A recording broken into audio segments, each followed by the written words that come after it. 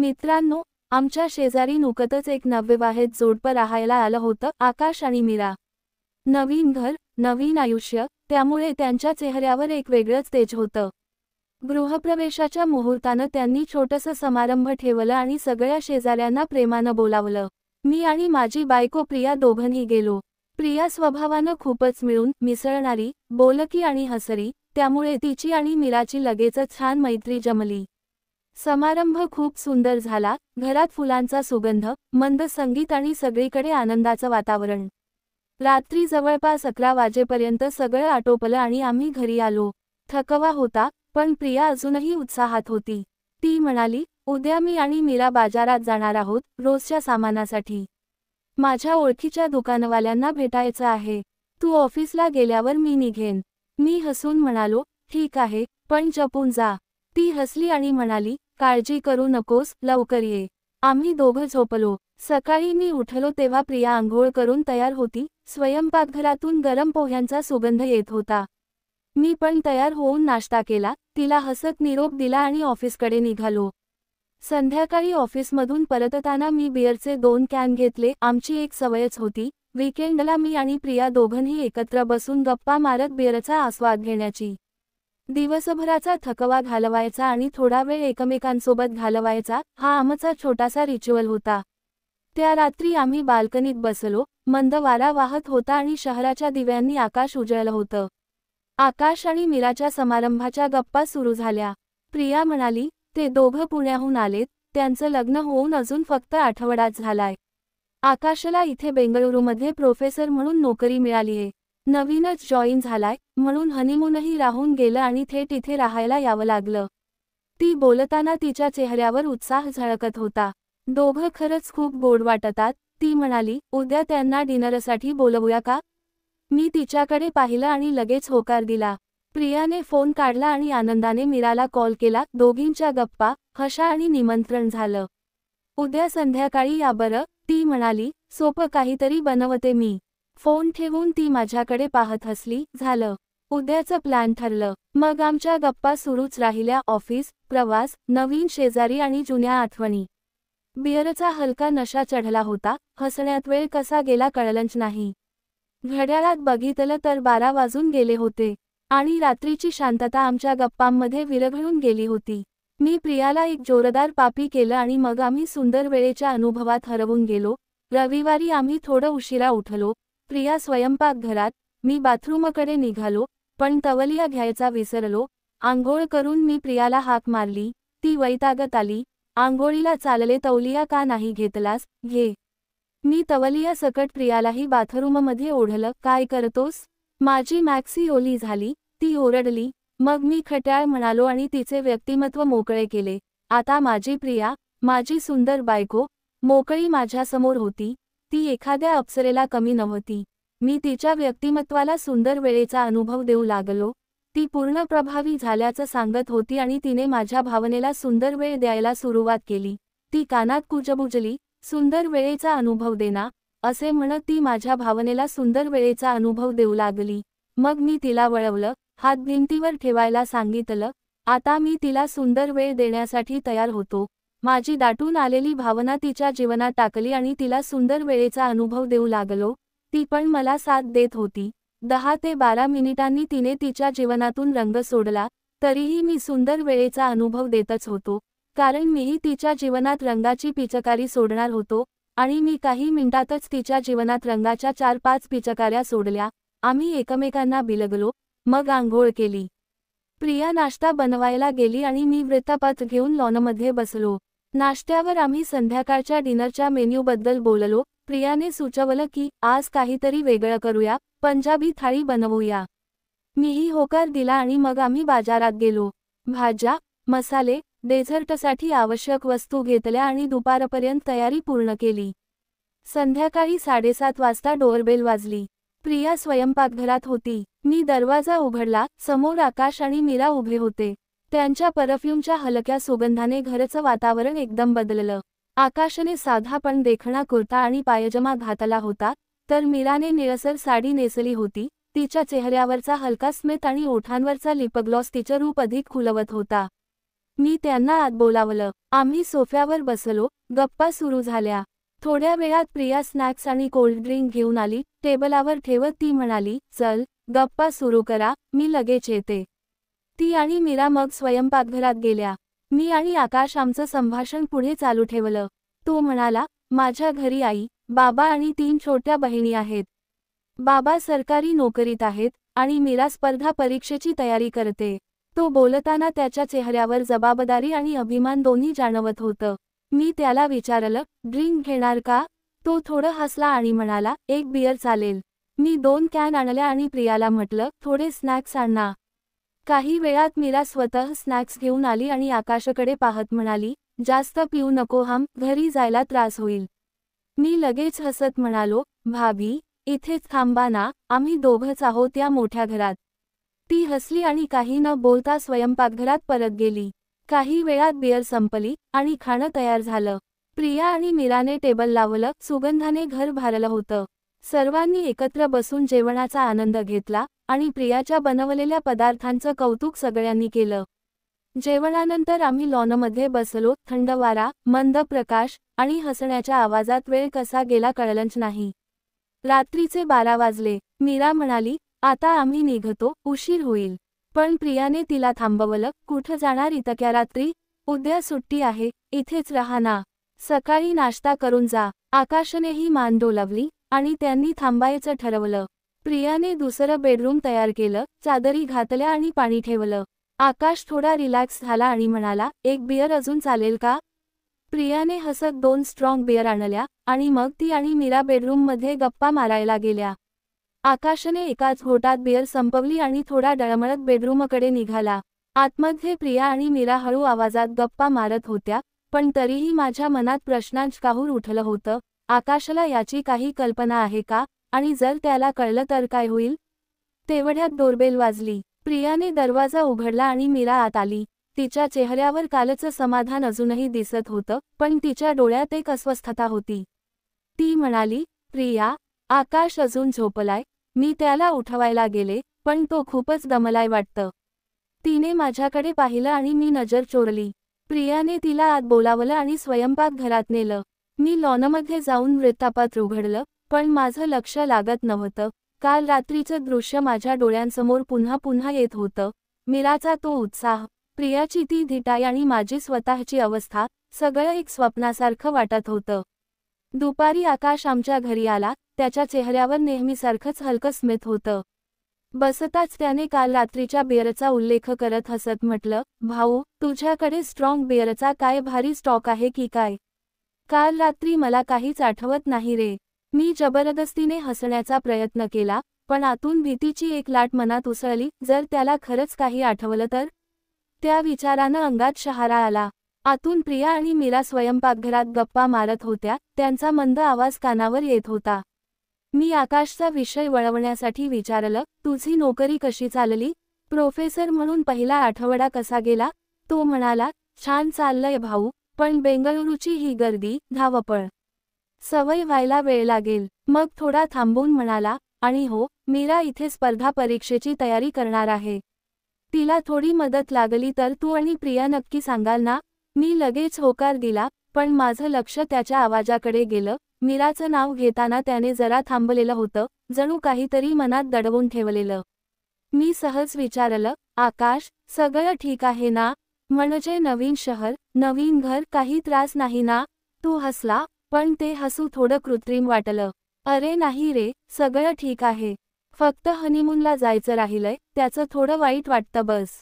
विषय तिथेच थांबला. संध्याकाळी प्रिया आणि मीरा बाजारात गेल्या आणि आम्ही दोघं लॉनमध्ये बसलो. थंड वाऱ्यात पुन्हा बिअरचे कॅन उघडले गेले. गप्पा सुरू झाल्या.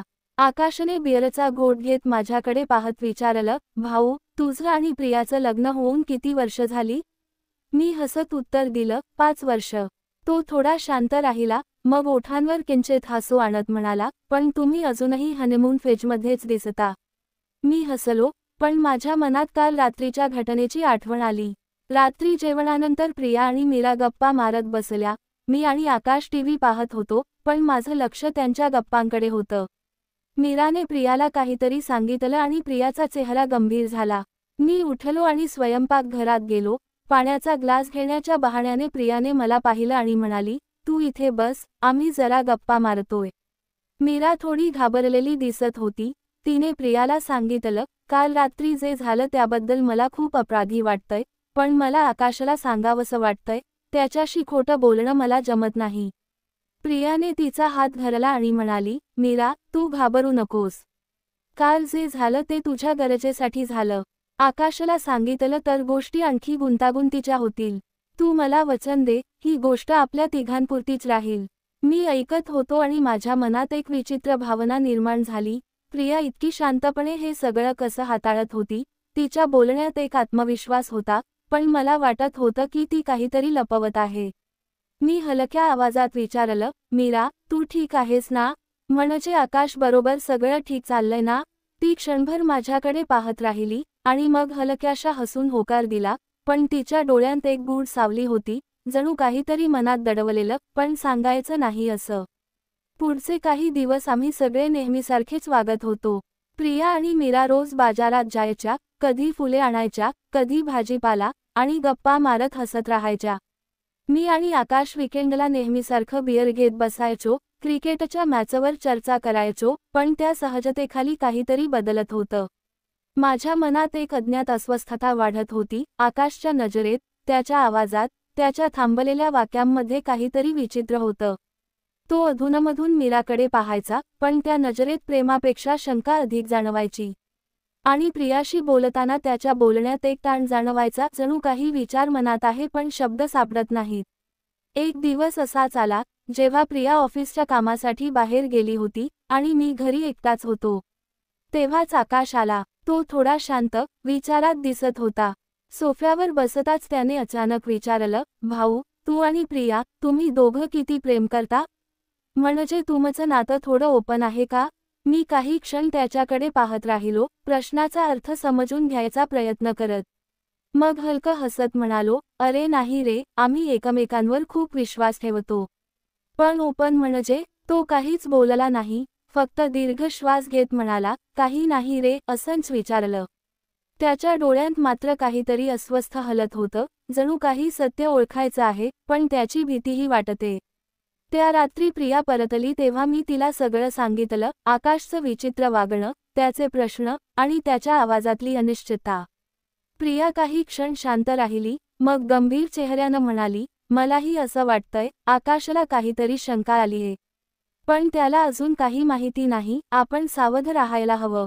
मी विचारलं, प्रिया, तू मला सगळं खरं सांग, तू काल रात्री मीराला आत आणलं, तुझ्या मनात नेमकं काय होतं? ती हसली आणि म्हणाली, तुला वाटतं मी हे सगळं प्लॅन केलं? अरे, मी फक्त मीराला मदत करायचं ठरवलं, पण कदाचित मला तुझीही थोडी ताकद बघायची होती. एक आठवडा उलटला, प्रिया आणि मीरा आता जवळच्या मैत्रिणी झाल्या होत्या, पण आकाशचं वागणं अधिकच विचित्र होत होतं. तो मीराला छोट्या छोट्या गोष्टींवरून भांडायचा आणि माझ्याशी बोलताना त्याच्या बोलण्यात एक उपहासाचा सूर यायचा. एक रात्री आम्ही सगळे एकत्र डिनरसाठी बसलो होतो. टेबलावर प्रियाच्या बनवलेल्या सुगंधी जेवणाचा वास दरवळत होता. आकाश आणि मीरा समोर बसले होते. वातावरण वरवर शांत आणि आपुलकीचं वाटत होतं, पण त्या शांततेखाली काहीतरी दडलेलं होतं, जे मला जाणवत होतं, पण समजत नव्हतं. जेवणानंतर अचानक आकाशने बोलायला सुरुवात केली, भाऊ, तुझ्या आणि प्रियाच्या लग्नाची स्टोरी सांग ना, म्हणजे तुम्ही कसे भेटलात, कसं प्रेम झालं? मी प्रियाकडे पाहिलं, ती हलकं हसली आणि मान डोलावली. मी आमची कहाणी सांगायला सुरुवात केली. कॉलेजच्या दिवसांपासूनचं आमचं ओळखीचं नातं, कसं हळूहळू ते प्रेमात बदललं आणि शेवटी लग्नापर्यंत पोहोचलं. पण मध्येच आकाशने माझं बोलणं थांबवलं आणि एकदम गंभीर नजरेनं विचारलं, आणि तुम्ही एकमेकांना किती स्वातंत्र्य देता? म्हणजे काही गोष्टी शेअर करायला हरकत नाही असं असतं का तुमच्यात? त्याच्या प्रश्नात काहीतरी वेगळं होतं. साधा प्रश्न नव्हता तो, त्यामध्ये शंकेचा धागा गुंफलेला होता. प्रियाने लगेच विषय बदलत म्हटलं, अरे, आधी डेझर्ट घे ना आकाश, खूप छान केक बनवलाय मी. पण तिच्या चेहऱ्यावरचा हलका ताण मला स्पष्ट दिसला. डिनर संपलं, सगळं वरवर सामान्य दिसत होतं, पण माझ्या मनात मात्र अनेक विचारांचे वादळ उठलं होतं. त्या रात्री आम्ही बेडरूममध्ये गेलो तेव्हा मी प्रियाकडे वळून विचारलं, प्रिया, आकाश असं का वागतोय? त्याला काही कळलंय का? माझ्या आवाजात काळजी आणि भीती दोन्ही मिसळलेली होती. ती शांतपणे माझ्याकडे पाहत म्हणाली, नाही, त्याला काही माहिती नाही. पण मला वाटतंय त्याला मीरावर संशय आहे. कदाचित त्याने तिचा फोन पाहिला असेल. तिच्या बोलण्यातली खात्री माझं हृदय थरथरवून गेली. दुसऱ्या दिवशी सकाळी मी नेहमीप्रमाणे ऑफिसला गेलो, पण मन मात्र घरीच होतं. अस्वस्थपणे मी सतत घड्याळ पाहत होतो. दुपारी प्रियाचा फोन आला. तिचा आवाज घाबरलेला, थरथरणारा होता. तू लवकर घरी ये. आकाशने मीराला मारलंय. ती रडत माझ्याकडे आली आहे. त्या शब्दांनी माझ्या अंगात वीज गेल्यासारखं झालं. मी लगेच घरी पोहोचलो. दार उघडताच मीरा सोफ्यावर बसलेली दिसली. तिच्या डोळ्यांत अश्रू आणि हातावर माराच्या जखमा. प्रिया जवळ उभी होती. तिनं मला घट्ट पाहत सांगितलं, आकाशला मीराच्या फोनमध्ये काही मेसेजेस सापडले. त्याने विचारलं. ती घाबरली आणि सगळं सांगितलं. सगळं म्हणजे काल रात्रीचं सगळं. त्या क्षणी माझं जग थांबलं. प्रियाचा आवाज कापरा झाला होता. मी कबूल केलं की हो, सगळं माझ्या माहितीने झालं. पण आकाश म्हणतो, मीरा स्वतःहून तुझ्याकडे आली. माझ्या अंगावर काटा आला. त्याला माझी भूमिका अजून माहिती नाही. ती कुजबुजली. संध्याकाळ झाली. घरात ताण भरला होता. दाराची बेल वाजली आणि आकाश आत आला. त्याच्या चेहऱ्यावर रागाची आग पेटलेली होती, डोळ्यांत द्वेष. तो थेट माझ्याकडे आला आणि गुरगुरत म्हणाला, भाऊ, तू माझ्या बायकोला हात लावलास? तुला काय वाटलं मी काही करणार नाही? त्याचा आवाज थरथरत होता, पण रागात नव्हे, जखमी अभिमानात. मी त्याला शांत करण्याचा प्रयत्न केला. आकाश, आधी बस, ऐकून घे. पण तो काही ऐकायला तयार नव्हता. प्रियाने पुढे येत मध्यस्थी केली. तिचा आवाज थरथरत होता, पण ती निर्धाराने म्हणाली, आकाश, शांत हो. जे झालं ते खरंच चुकीचं होतं, पण तू मीराला मारलंस, तेही तितकंच चुकीचं आहे. तिचे शब्द हवेत दाटून राहिले, पण आकाशच्या डोळ्यांतले वादळ थांबलं नाही. तो हळूच तिच्याकडे वळला. नजरेत राग आणि उपहास एकत्र मिसळले होते. प्रिया, तो म्हणाला, तू पण यात सामील आहेस, नाही का? मला सगळं माहिती आहे. प्रिया थबकली. तिच्या चेहऱ्यावर रंग उडाला. मी काही बोलायच्या आत आकाशने खिशातून आपला फोन काढला आणि एक बटन दाबलं. खोलीत एक आवाज घुमला. तो आवाज होता प्रिया आणि मीराच्या काल रात्रीच्या गप्पांचा. दोघींचा हशा, कुजबूज आणि काही शब्द जे त्यांच्या नात्याचं गुपित उघड करत होते. माझ्या पायाखालची जमीन सरकली. क्षणभर सगळं थांबल्यासारखं वाटलं. मी आकाशाकडे पाहिलं. त्याच्या चेहऱ्यावर आता समाधानाचं हसू होतं. कसं रेकॉर्ड केलंस हे? मी कुजबुजलो. पण आकाश शांतपणे म्हणाला, मी तुमच्यावर विश्वास ठेवला होता, पण तुम्ही तिघं मला फसवलं. आता मी सगळं बाहेर काढणार आहे. माझ्याकडे आणखी पुरावे आहेत. त्याचा आवाज आता थंड आणि कठोर झाला होता. तो दरवाजाकडे चालला आणि निघताना मागे वळून म्हणाला, उद्या सकाळी भेटू, तयार राहा. दरवाजा बंद झाला आणि खोलीत एक मृत शांतता पसरली. प्रिया माझ्याकडे वळली. तिच्या डोळ्यांत भीती आणि अपराध एकत्र चमकत होते. तिने माझा हात घट्ट धरला आणि कुजबुजली, आता काय करायचं? मीरा कोपऱ्यात बसून रडत होती. तिचे हात थरथरत होते. माझं मन धावायला लागलं. आकाशकडे नेमकं काय आहे? फक्त ऑडिओ की अजून काही? त्याने जे पुरावे म्हटलं, त्याचा अर्थ काय? रात्र लांबत चालली होती, पण आम्हाला झोप लागली नाही. सगळे वेगवेगळ्या विचारांत हरवलेले. कधी प्रिया माझ्याकडे पाहायची, कधी मीरा माझ्या दिशेने हात हलवून काहीतरी म्हणायचा प्रयत्न करायची, पण शब्द फुटत नव्हते. मी विचारांच्या गुंत्यात अडकून गेलो होतो. पहाटेचा प्रकाश खिडकीतून आत शिरला तेव्हा प्रियाने शांत आवाजात म्हटलं, मला वाटतं आकाशाकडे फक्त ऑडिओ नाही. त्याने काल रात्री काही फोटो किंवा व्हिडिओही घेतले असतील. मी घाबरत विचारलं, पण आकाशला ही सगळी कल्पना आली तरी कशी? त्याला हे सगळं एकत्र कसं कळलं? प्रियाने कपाळावर हात ठेवला आणि शांत, पण थरथरत्या आवाजात म्हणाली, मला वाटतं आकाशचा संशय आधीपासूनच होता. तो मीरावर विश्वास ठेवत नव्हता. कदाचित तो स्वतःचं काहीतरी लपवत होता, म्हणूनच तिच्यावर लक्ष ठेवत होता. तिचे शब्द हवेत तरंगत राहिले आणि माझ्या मनात अजून गोंधळ माजला. पुढच्या सकाळी सूर्य उगवला, पण आमच्या घरात प्रकाशाऐवजी तणावाचं सावट होतं. काल रात्री आकाशच्या धमकीनंतर आम्ही तिघं, मी, प्रिया आणि मीरा, रात्रभर डोळा लावू शकलो नव्हतो. प्रिया स्वयंपाकघरात चहा बनवत होती, पण तिच्या हातातली चमची थरथरत होती. मीरा सोफ्यावर बसून रडत होती. तिच्या हातावरच्या जखमा अजूनही ताज्या होत्या, जणू कालचं सगळं दृश्य त्या जखमांमधून पुन्हा दिसत होतं. मी त्या दोघींना धीर देण्याचा प्रयत्न करत होतो, पण मनात प्रश्नांचा गोंधळ उसळत होता. आकाशकडे अजून कोणते पुरावे आहेत?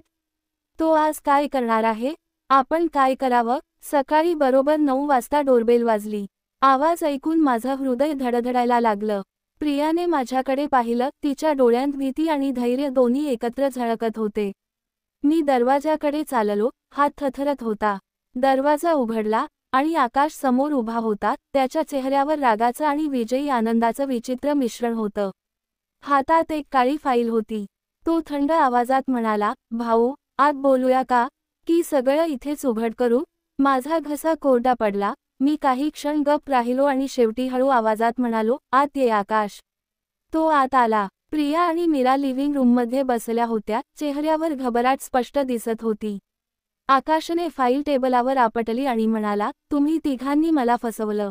पण आता खेळ संपला. माझ्याकडे पुरावे आहेत आणि आज मी सगळ्यांना तुमचं खरं रूप दाखवणार आहे. त्याने फाईल उघडली. आत प्रिंटेड मेसेजेस, स्क्रीनशॉट्स आणि एक पेन ड्राईव्ह होती. वातावरण एकदम स्तब्ध झालं. प्रियाने स्वतःला सावरत शांत आवाजात विचारलं, आकाश, तू नेमकं काय सिद्ध करायचं आहेस? सांग, तुझ्याकडे काय आहे? आकाश हसला, एक असं हसू जे थेट भीतीच्या छातीत शिरतं. तुमच्या त्या रात्रीच्या गप्पांच्या रेकॉर्डिंग माझ्याकडे आहेत, तो म्हणाला. तुमचे मेसेजेस आणि काही फोटोसुद्धा, हे सगळं या पेन ड्राईव्हमध्ये आहे. तुम्ही माझ्या बायकोला भडकवलंत, माझं लग्न उद्ध्वस्त केलं आणि मला मूर्ख बनवलं. तो थरथरत हात उचलून म्हणाला, तुम्हाला वाटलं मी काहीच समजणार नाही? मी सगळं पाहिलंय, सगळं ऐकलंय. मीरा अश्रूंनी भरलेल्या डोळ्यांनी म्हणाली, आकाश, नाही. तुला सगळं चुकीचं समजलंय, मी स्वतःहून. पण आकाशने तिचं वाक्य मध्येच तोडलं, चूप. त्याचा आवाज घुमला. तू माझा विश्वासघात केलास, मीरा. आणि हे दोघं, त्याने माझ्याकडे आणि प्रियाकडे बोट दाखवलं, हे तुझे साथीदार आहेत. मी पुढे सरसावलो, आवाज शक्य तितका शांत ठेवण्याचा प्रयत्न करत म्हणालो, आकाश, शांत हो रे. जे झालं ते चुकीचं होतं, पण तू मीराला मारलंस तेही तितकंच चुकीचं आहे. सगळं काही हिंसेनं सुटत नाही. माझं वाक्य पूर्ण होण्याआधीच आकाशच्या चेहऱ्यावरचा राग उसळला, डोळ्यांत संताप पेटला. तो गुरगुरला, मला शिकवू नकोस, भाऊ. मी आज संध्याकाळी सगळ्यांसमोर हे पुरावे दाखवणार आहे, सगळ्यांना कळेल तुम्ही कोण आहात. आणि मीरा, त्याने तिच्याकडे बोट दाखवलं, तुझी ती स्पर्धा परीक्षेची तयारी, तीही संपली आता. हे बोलून त्याने फाईल आणि पेन ड्राईव्ह उचलले आणि दरवाजाकडे निघाला. पावले जड पण निश्चयाने भरलेली होती. तेव्हाच प्रियाने त्याला थांबवलं. तिचा आवाज थंड पण आत्मविश्वासाने भरलेला होता. आकाश, ती म्हणाली, तू निघण्यापूर्वी एक गोष्ट लक्षात ठेव, तूही काहीतरी लपवत आहेस. तुझ्याकडे पुरावे असतील, पण आमच्याकडेही तुझ्याविरुद्ध काहीतरी आहे. आकाशच्या पावलांचा वेग थांबला. तो मागे वळला. त्याच्या चेहऱ्यावर पहिल्यांदाच भीतीची एक हलकी झाक दिसली. काय बरं ते? तो थरथरत्या आवाजात विचारला. प्रिया हसली, पण ते हसू थंड, धारदार होतं. तू जा आकाश, ती म्हणाली, पण लक्षात ठेव, तुझंही एक रहस्य आहे आणि ते आम्हाला माहिती आहे. क्षणभर खोलीत एक मृत शांतता पसरली. आकाश काही न बोलता दरवाजातून बाहेर पडला, पण त्याच्या चालण्यात आता घाई आणि अस्वस्थता स्पष्ट दिसत होती. दरवाजा बंद होताच मी प्रियाकडे वळलो, अजूनही धक्क्यातच. प्रिया, तू काय बोललीस? आपल्याकडे आकाशचं कोणतं रहस्य आहे? माझ्या आवाजात संभ्रम आणि थोडी आशा होती. प्रियाने खोल श्वास घेतला, मग मला आणि मीराला सोफ्यावर बसवलं. तिच्या चेहऱ्यावर आता स्थिरता होती, पण डोळ्यांत एक गुप्त चमक. मी गेल्या काही दिवसांपासून आकाशच्या वागणुकीकडे लक्ष ठेवलं, ती म्हणाली हळू आवाजात. तो फक्त आपल्यावर संशय घेत नाहीये, तो स्वतः काहीतरी करत आहे. मीरा चकित नजरेने म्हणाली, म्हणजे काय प्रिया? आकाश काय करतोय? प्रियाने शांतपणे तिचा फोन काढला, स्क्रीन अनलॉकच केली आणि आमच्याकडे वळवला. हे बघा, ती म्हणाली. स्क्रीनवर काही मेसेजेस उघडे होते, ओळख नसलेल्या नंबरवरून आलेले. त्या नंबरचं नाव काहीच नव्हतं, पण बोलण्याची शैली, शब्दांचा भाव, सगळं संशयास्पद वाटत होतं. आकाश गेल्या काही दिवसांपासून या अनोळखी नंबरशी सतत चॅट करत आहे. प्रियाने फोनवरील चॅट्स उघडत शांतपणे म्हणाली, आणि या मेसेजेसमधून स्पष्ट दिसतंय की आकाश कोणाशी तरी गुप्तपणे भेटत आहे. मी आणि मीरा दोघंही स्क्रीनकडे बघत स्तब्ध झालो. त्या मेसेजेसमध्ये आकाश आणि एका अनोळखी मुलीच्या भेटींच्या तारखा, वेळा आणि ठिकाणं अगदी नेमकं लिहिलं होतं. एका मेसेजमध्ये आकाशने स्पष्ट लिहिलं होतं, मीराला काही कळणार नाही, ती तिच्या परीक्षेच्या तयारीत बिझी आहे. ते वाचताच माझ्या अंगावर काटा आला. माझ्या मनात सगळं उलटपालट झालं.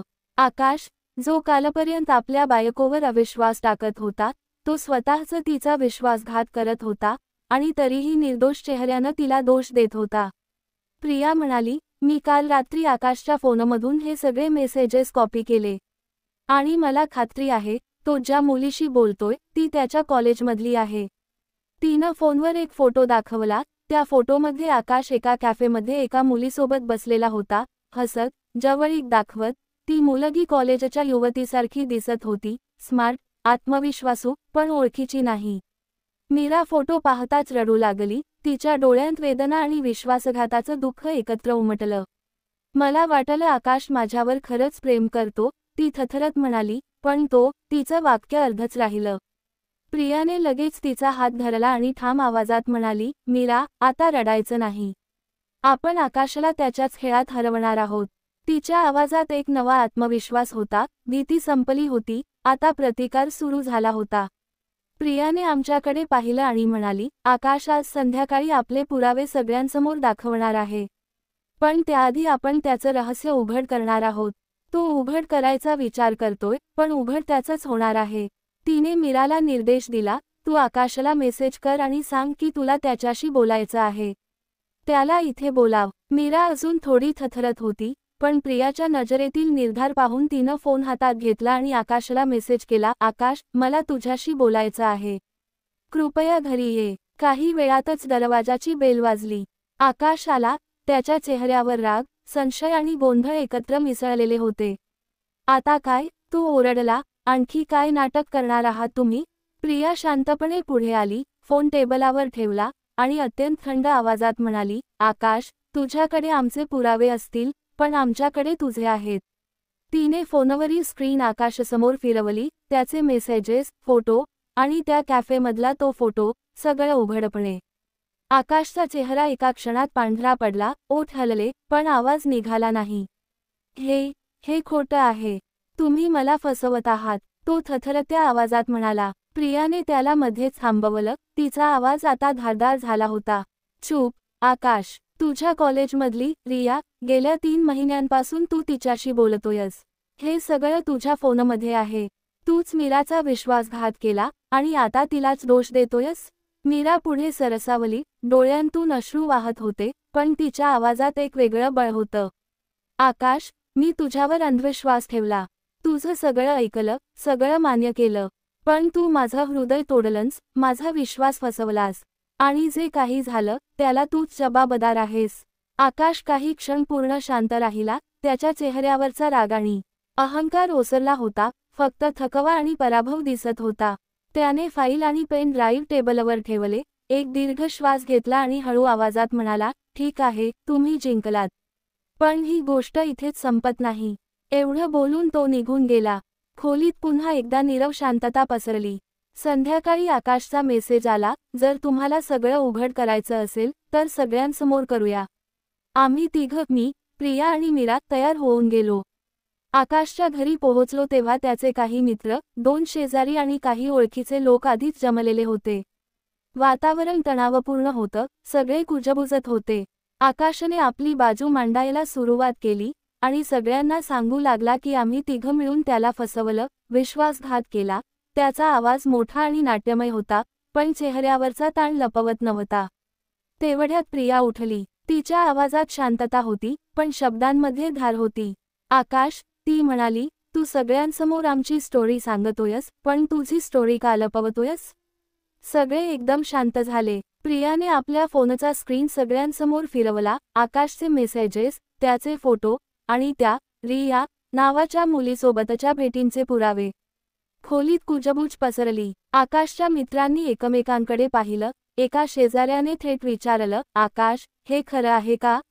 आकाश काहीच बोलला नाही. त्याचा चेहरा निर्विकार झाला होता. तेव्हा मीरा पुढे आली. डोळ्यांतून अश्रू ओघळत होते, पण आवाज ठाम होता. मी चुकीचं वागले, हे खरं आहे, ती म्हणाली. पण आकाशने मला मारलं, माझा विश्वास तोडला आणि त्याचं हे गुप्त नातं माझं आयुष्य उद्ध्वस्त केलं. सगळ्यांनी तिच्याकडे सहानुभूतीने पाहिलं तर आकाशकडे दोषाच्या नजरेनं.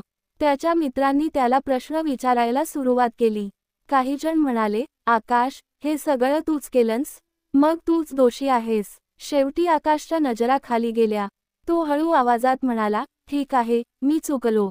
पण तुम्हीही निर्दोष नाही. खोलीत एक क्षण ताणाचा आवाज घुमला, पण लगेच प्रिया पुढे आली. ती म्हणाली, आकाश, जे झालं ते सगळं चुकीचं होतं, तुझंही, आमचंही. पण जर आपण इथून पुढे जगायचं असेल, तर सगळं विसरून पुढे जायला हवं.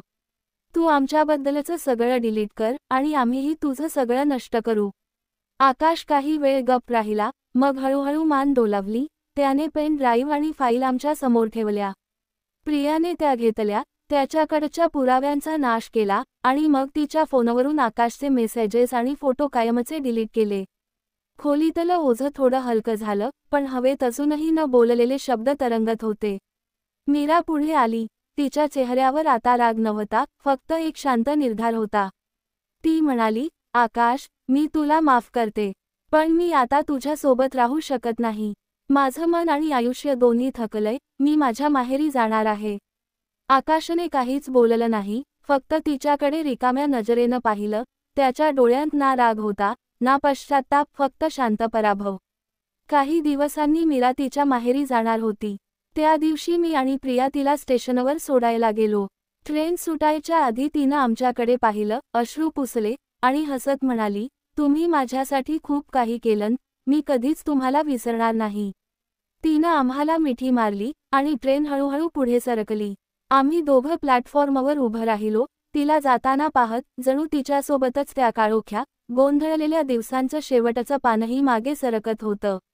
आम्ही घरी परतलो. त्या रात्री वातावरणात एक वेगळीच शांतता होती, सगळ्या वादळानंतरचं ते निवांत स्थैर्य. मी आणि प्रिया लॉनमध्ये बसलो होतो, हातात बिअरच्या कॅन होत्या आणि चांदण्यांच्या मंद प्रकाशात आमचं बोलणं हळूहळू विरघळत होतं.